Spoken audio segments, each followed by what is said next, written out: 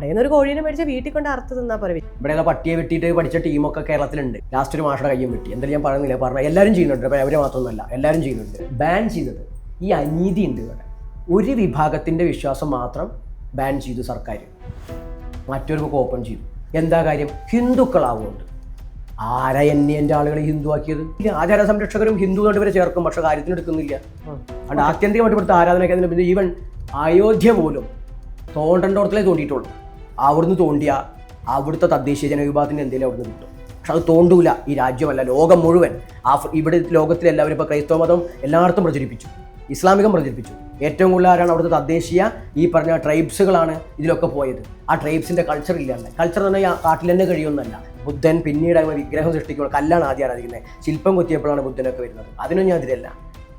അതിനുശേഷം ഇതുവരെ അയ്യപ്പനെ മണികണ്ഠനാക്കി, ശാസ്താവാക്കി. ഇപ്പോൾ ശാസ്താവിൻ്റെ അമ്പലമായി. ബ്രാഹ്മണസത്തിന് മുമ്പേ ഞങ്ങളുടെ ആചാരങ്ങളെ ബുദ്ധമതം ഹൈജാക്ക് ചെയ്തു. ബുദ്ധനല്ല, ഞാൻ അത് പറയും.